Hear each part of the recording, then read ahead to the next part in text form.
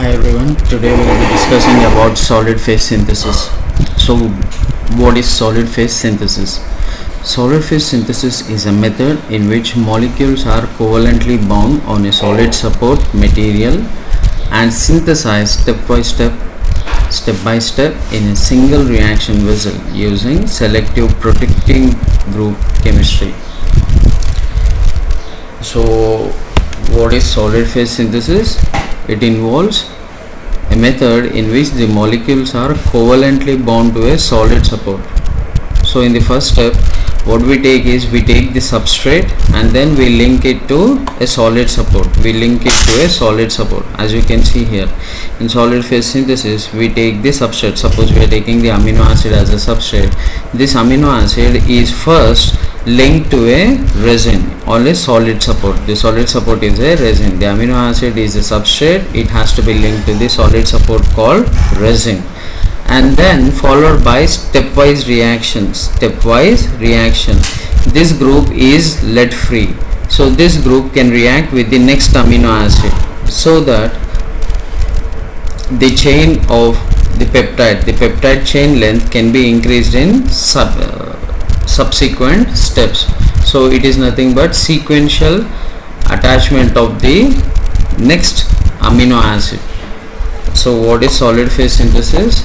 In the first step, the substrate needs to be attached to a solid support or a resin like material, and then followed by step by step reaction in a single reaction vessel and using protective group chemistry. As you can see here, this is the amino acid which is acting as a substrate. So what we said in the first step, it should be linked to a resin. Through the carboxyl group, through the carboxyl. And the amino acid, as you know, it has a free amine group. And during this process of synthesis, that is attachment of the group to the resin, this amine group cannot be let free. Why? Because the amines may degrade. So this amine group should be protected. So for that, we need to protect that amine group using some protecting agent.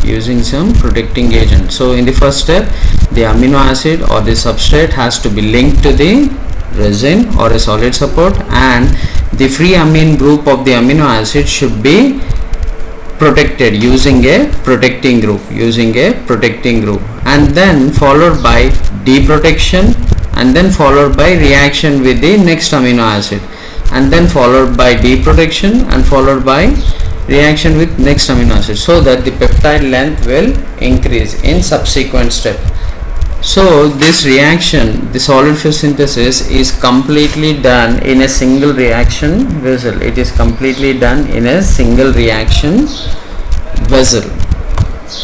So quickly going through the definition of solid phase synthesis. Solid phase synthesis is a method in which molecules are covalently bound to a solid support material like resin and synthesized step by step in a single reaction vessel utilizing selective protecting group chemistry. So what are the important keywords in this definition? One is covalently bound to the solid support or resin material. Another thing is step by step reaction in a single reaction vessel, and then another keyword is using selective protecting group chemistry. And what are its advantages from the conventional liquid state synthesis? It includes high efficiency and throughput. What is meant by throughput? It is nothing but rate of production. So its advantages include high efficiency and throughput. What is meant by throughput? Throughput is nothing but increased rate of production, and the other advantage is increased simplicity and speed, and the reaction can be driven to completion with high yields through the excess use of reagent. So these are some of the advantages associated with solid phase synthesis. Why we need to offer solid phase synthesis? And coming to history of solid phase synthesis. So the concept of solid phase synthesis was first developed by Merrifield. He is a scientist, Merrifield, in 1963, who introduced the use of polystyrenic support.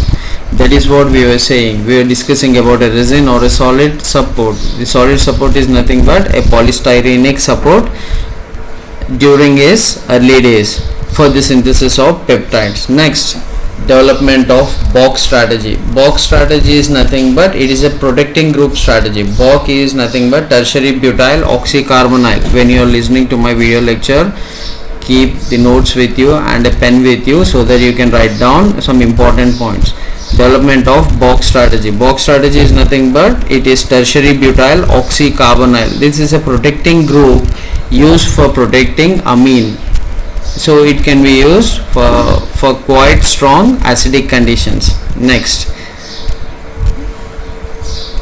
and another method developed in 1978 was FMOC strategy. FMOC, one is Bock, tertiary butyl oxycarbonyl. This is a protecting group. Another one is FMOC. FMOC is also used for protecting amine group in basic conditions. So it can be abbreviated as fluorinyl methyl oxycarbonyl. Fluorinyl methyl oxycarbonyl. So FMOC can be cleaved in presence of a basic condition. It can be cleaved in basic conditions, and Bock can be cleaved under acidic conditions. The deprotection of Bock, when we require, the deprotection of Bock can be done in acidic conditions, and FMOC can be cleaved under basic conditions.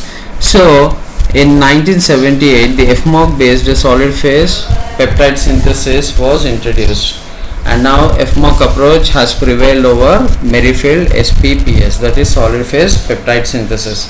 So what are the protecting groups that have been developed, the protecting strategies developed? One is Bock strategy, tertiary butyl oxycarbonyl.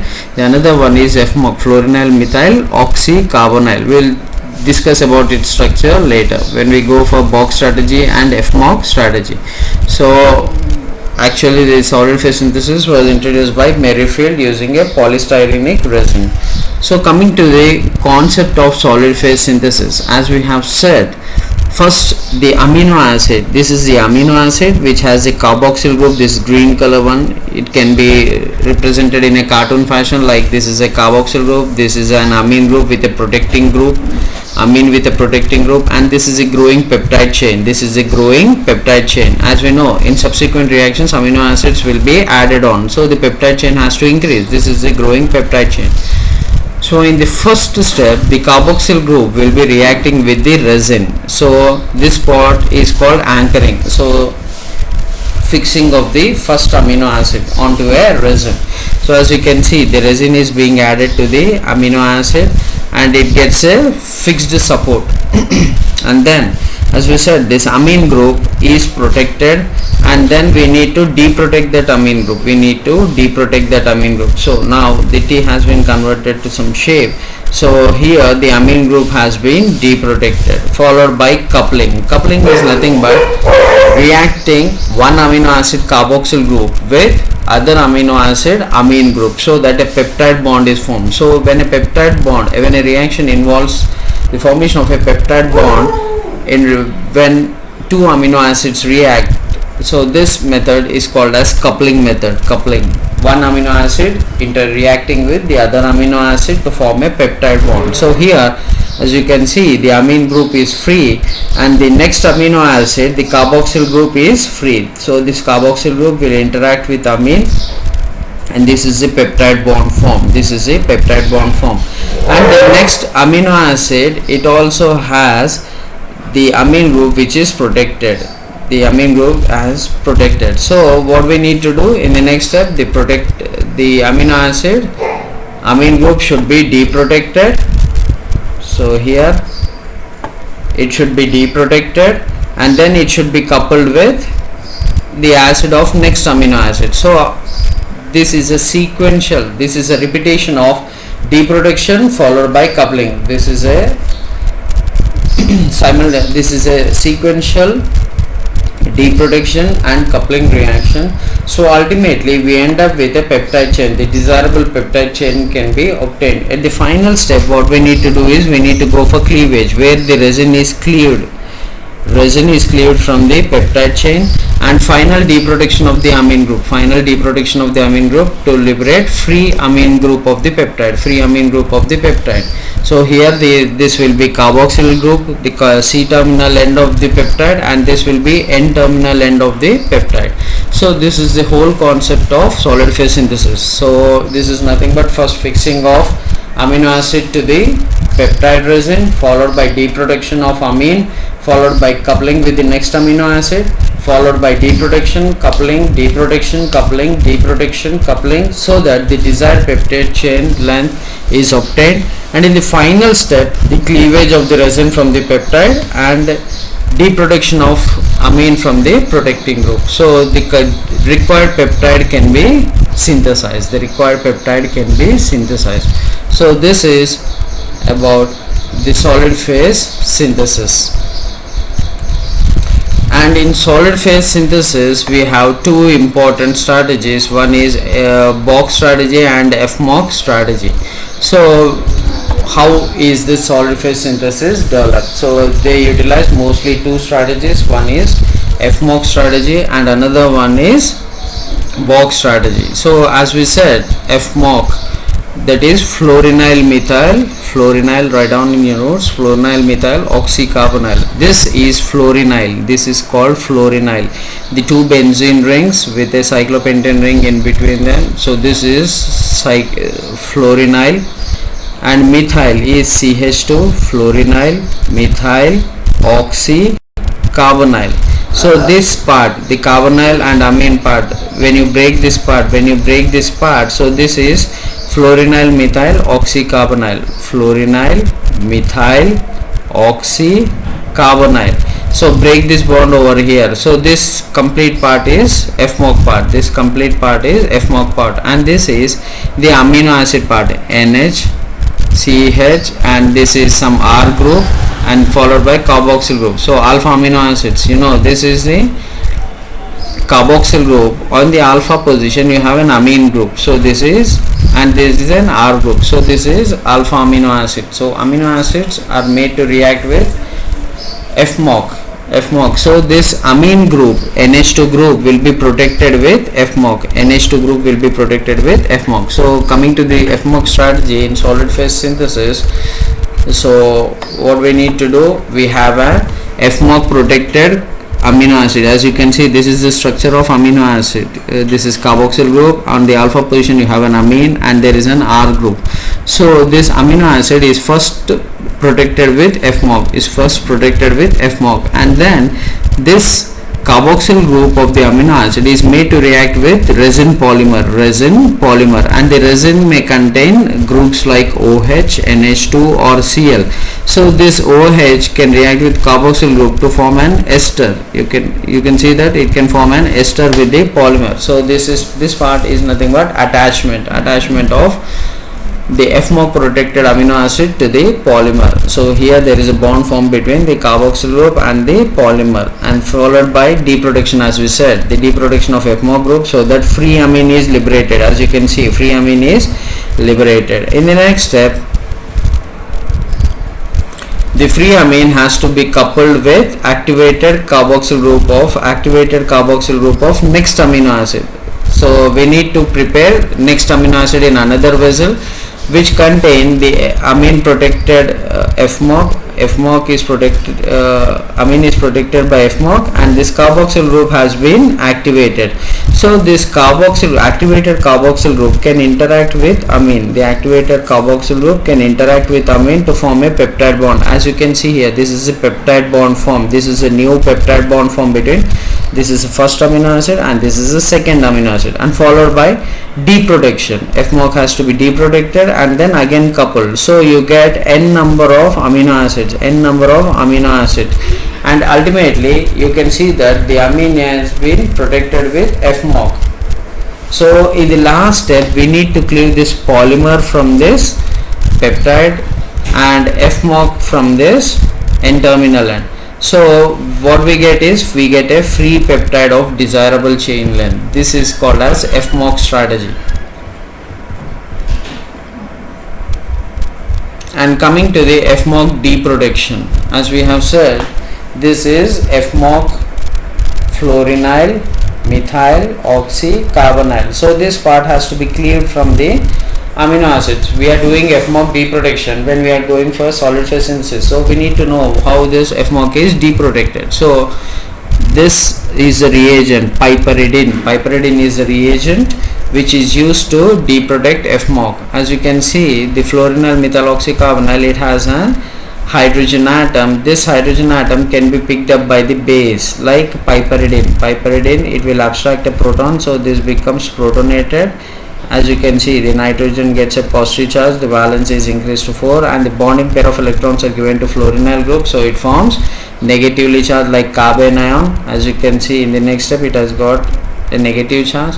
So in the next step, this negative charge is given into the system to form a double bond between this carbon and this carbon. So when it is forming a double bond, this bond has to cleave. This bond has to cleave. So the bonding pair of electrons are taken by this carbon oxygen bond to form the double bond. So that it can escape as carbon dioxide. When it is forming a double bond, this bond has to break. This bond has to break. So it will. So here I have written directly. I am writing it directly. So this bond has to break. So this becomes amino acid. You see here amino acid, and as we said, this becomes carbon dioxide. So this is the carbon dioxide, and this is becoming doubly bonded. Fluorinyl group is doubly bonded. Why? Because here you can see there is a resonance in this structure. When there is a double bond inserted onto the cyclopentane ring, there is a resonance. So this molecule is more stable compared to this structure. So here ultimately we end up with carboxyl group, the free amino acid group, and the carbon dioxide is liberated, the piperidine is liberated, and this conjugated system is obtained in the fluorine moiety. So this is FMOC strategy or FMOC deprotection. And coming to the next strategy, that is BOC strategy. We said that BOC is tertiary butyl oxycarbonyl. So this is, as you can see, this is tertiary butyl group and this is oxycarbonyl. So if we break the bond over here, this is the TBOC group, TBOC or BOC group. So this is amino acid. As you can see, carboxyl group, on the alpha position you have an amine, and this is an R group. So when you break this bond, this is amine acid and this is BOC. So the NH is protected with BOC, the same like FMOC. So take the BOC protected amino acid. Over there we took FMOC protected amino acid. We need to take BOC protected amino acid over here.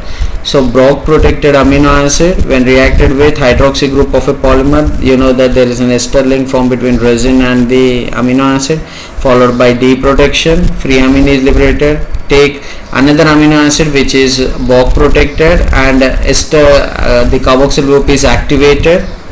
Why? Because as such the carboxyl groups are not reactive, so they must be activated. So activated carboxyl group, when reacted with free amine of the amino acid, you know that coupling takes place. This is a peptide bond form, followed by repetitive deprotections and coupling reactions, and at the ultimate stage we need to cleave the resin and we need to cleave the BOC group, so that after the cleave we get the peptide and the resin. So this is about BOC strategy. And coming to deprotection of BOC. Deprotection of BOC is done usually hydrofluoric acid, which is a very strong mineral acid and it is toxic. So here you see that this is a BOC group which is attached to amine of the amino acid, amine part of the amino acid. So in the presence of an acid, you know that the carbonyl oxygen will pick up a proton. The bonding pair of electrons are taken up by the oxygen, and then immediately the bond between this tertiary butyl group and oxygen will cleave, and the bonding pair of electrons are given to this link between oxygen and carbon, so that the tertiary butyl cation is liberated. As you can see, there is a bond cleave. The tertiary butyl cation is liberated, and here in the next step the bond between amine and the carbonyl group, the bond between amine and carbonyl will cleave to liberate carbon dioxide, and this hydrogen atom is taken up by the amine to form RNH2. So the free amino acid will be liberated. The R group is amino acid part. You can write the complete amino acid structure, or you can just represent it as R. So ultimately we end up with amino acid plus carbon dioxide similar to the fluoronyl methyl group, and here we get is isobutene. We get isobutene plus H plus ions. So this is the Bogd protection strategy. And as we said, the carboxyl groups must be activated when we are going for coupling reaction in a solid phase synthesis. So before coupling, the carboxyl groups must be activated. So what are the methods by which we can activate the carboxyl groups of amino acid? So it can be done by several esters, by formation of several esters. So one is N-hydroxysuccinimide ester, ONSU.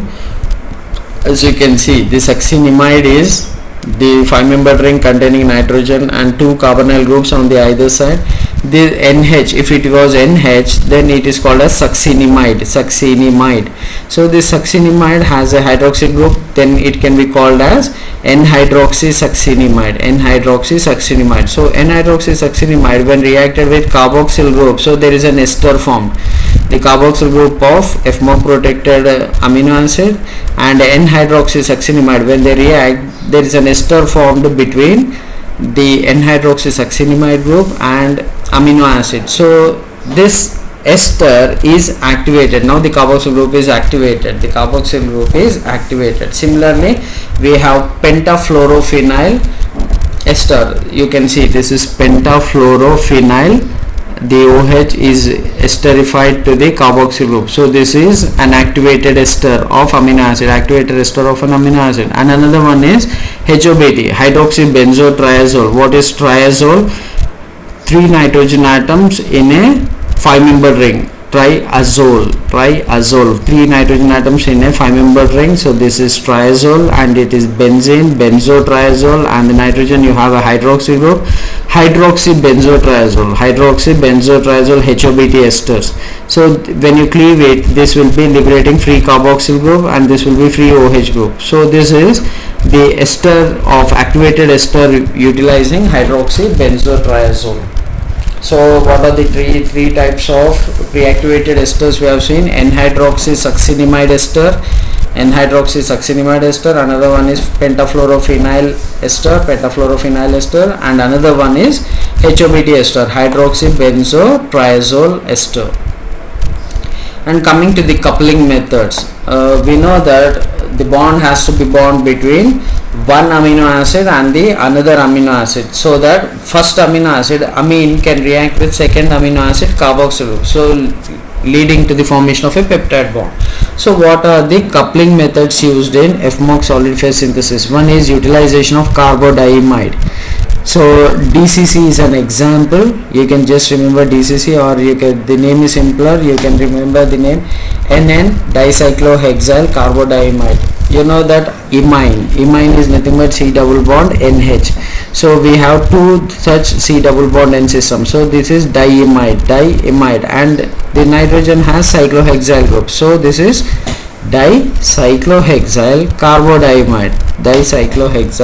carbodiimide.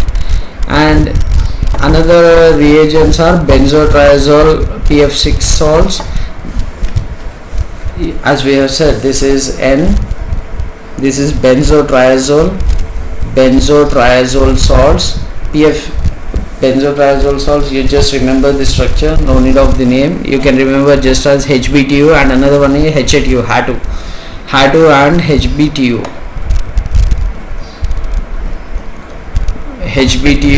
Another one is HATU, HATU. These are all hexafluorophosphate salts. So benzotriazole ring is common, but here you have a piperidine. You have a pyridine ring. Here it was a benzene ring. Here you have pyridine ring, and you need to remember these structures. These are the coupling reagents. One is carbodiamides. In that the example is DCC, dicyclohexyl carbodiamide, DCC. Another one is HBTU and another one is HATU, HATU and HBTU.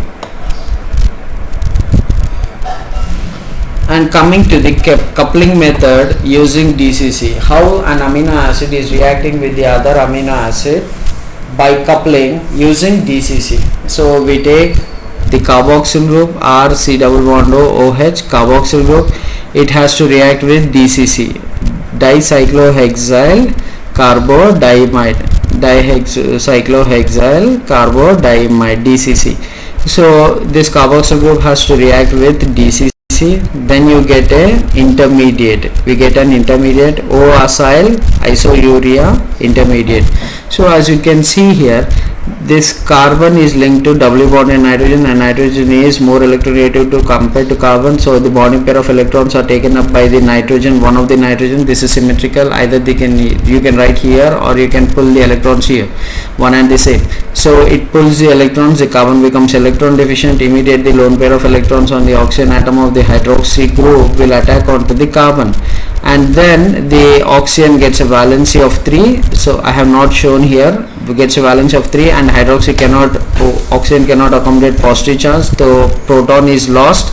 And here when the bond is pulled by nitrogen, it gets negative charge. So this negative charge will take up that proton to form NH, and this is the intermediate form. So this is an activated form of a carboxyl group, In the next step, what you do is treat it with a deprotected amines. Now you can see that amine is free. So now there will be a bond between this amine and this carboxyl group. As you can see here the bond between this carbonyl and oxygen will cleave. Why? Because the nitrogen will pull the bonding pair of electrons, the carbon becomes electron deficient, and this bond is cleaved, and there is a double bond generation between carbon and oxygen, and this nitrogen becomes negatively charged. So here this amine will attack onto the electron deficient carbonyl group of the carboxyl group. So here you can see that R C double bond O NH R dash. So we get an amide link. So here the coupling has occurred. That is formation of a peptide bond, and N minus will abstract a proton to form NH. So this is dicyclohexyl isourea. So this is a byproduct. So ultimately using DCC we have coupled an amino acid with another amino acid to form a peptide bond. So this is a coupling method in using DCC. And what are the solid supports used? What are the resins used? What are the linkers used? We will be discussing. So coming to the solid supports used, dry polystyrene beads have an average diameter of 50 micrometers, but in DMF or DCM they swell 2.5 to 6.2 fold in volume. They swell, so they increase in size when they swell. They swell in presence of the solvents like DMF, dimethyl formamide. You can write what is DMF, dimethyl formamide, and DCM is dichloromethane. DCM is dichloromethane, DMF is dimethyl formamide. So polystyrene beads as such we get in a dry manner. Before the reaction they have to be swelled up, they have to be swollen in solvents, and they swell up to 2.5 to 6.2 fold in volume. And now SPPS takes place within a solvated gel containing mobile reagent accessible peptide chains. Small particle size resins with low cross linking allows rapid diffusion of reagents. So small particle size resins should be used with low cross linking. If cross linking is more, the diffusion of reagents will be less. If the cross linking is less, the diffusion of the reagents will be more. The solid support and peptide backbone may be comparable polarities, may be of the solid support and peptide backbone may be of comparable polarities. Means whatever the polarity of the solid support, is there, that is resin, the polarity of the amide group, the peptide backbone what we are creating should be of the same, or should be of same polarities. And what are the solid support used? They are polyamides or PEGs, polyethylene glycols, polyamides or polyethylene glycols. And what are the resins used? You just remember the name of the resins and the functional groups present. Don't go for composition. The resins used in solid phase synthesis, that is the solid support, are chloro or aminomethyl polystyrene. Chloro or aminomethyl polystyrene. What are the functional groups? Chloromethyl, aminomethyl, benzhydryl amino, chloromethyl, aminomethyl, benzhydryl amino. The another resin is tentagel. It has OHCH2, NH2, CH2. Just you need to remember the names. Chloro or aminomethyl polystyrenes. Another one is tentagel. They are functional groups, so and so functional groups. You need to remember. And PEGA, it has NH2CH2 functional groups. PEGA, NH2CH2 functional group. Novagel, it has NH2CH2. Novagel, PEGA. The resins used are PEGA, Novagel, tentagel, chloro or aminomethyl polystyrene. So these are about the resins. And coming to the linkers. And now what are these linkers? So linkers are the reagents which are used to link, as we said in solid phase synthesis, the first amino acid should be linked to the resin. So sometimes what we do is we employ linkers so as to protect the carboxyl group of the first amino acid, So what is the role of a linker?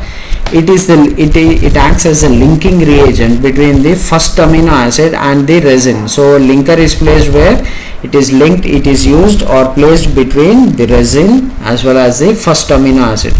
Just now we have said that the resin should be linked to the first amino acid. So apart from that, we can also use a linker to join the resin with the amino acid.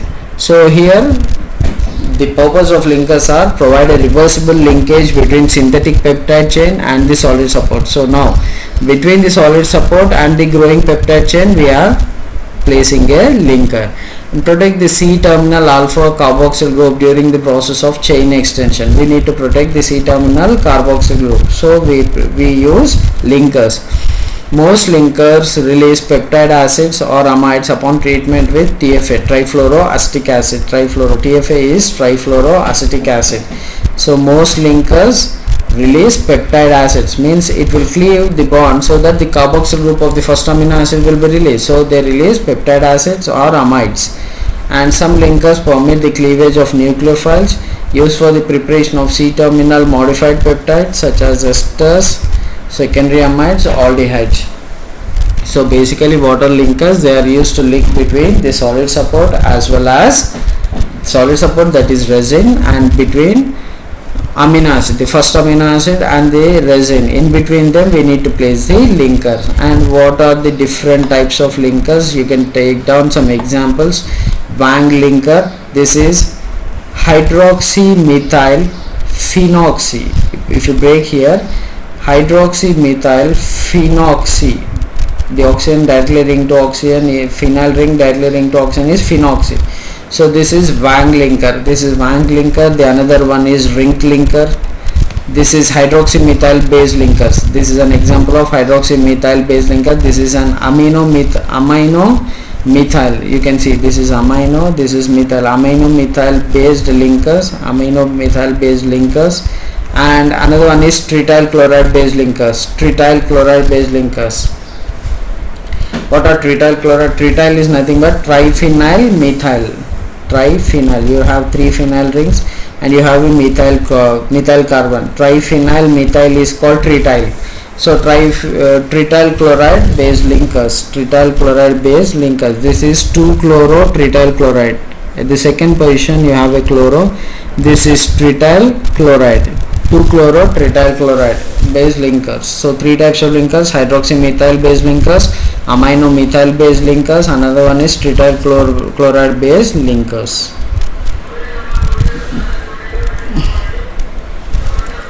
And coming to the resin handling procedures, how to handle the resins which are used in solid phase synthesis. Apart from PEGA resin, all resins have to be swollen before use. So PEGA does not require to be swollen before use. It can be swollen while proceeding with the reaction. Excuse me. So all the resins must be swollen before use.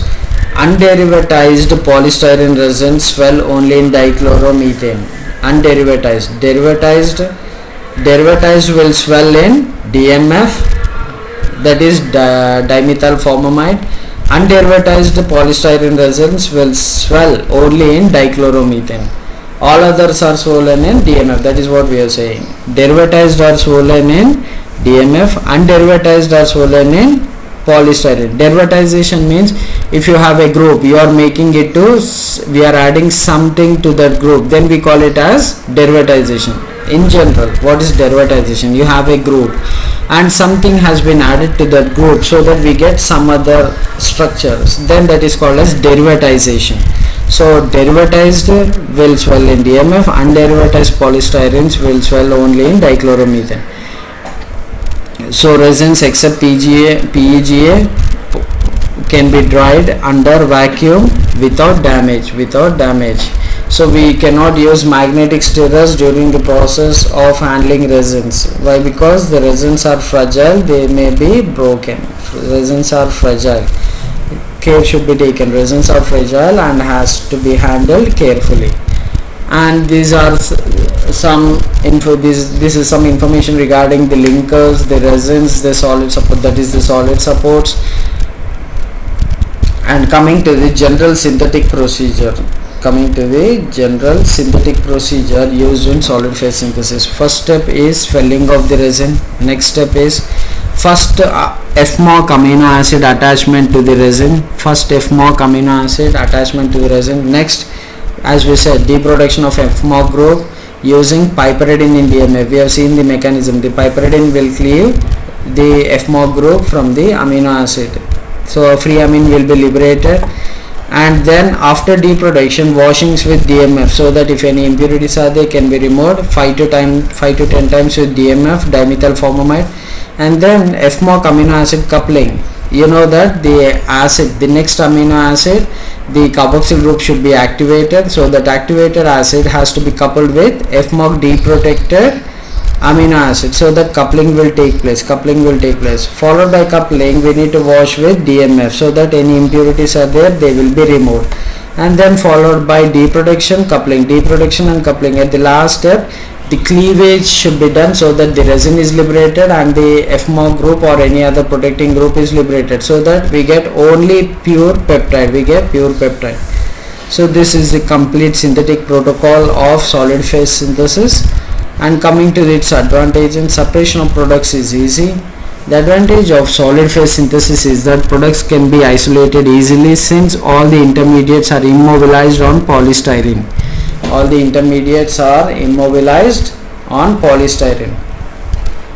And next, easy purification. The products can be purified by filtration and washing.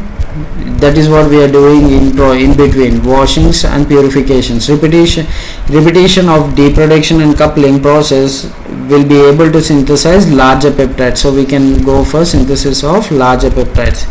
Disadvantages is high chemical consumption. Why? Because we are using large excess of chemicals than required. So it accounts for economic conditions. So high chemical consumption, expensive, and low reaction rates. The reaction rates are usually low.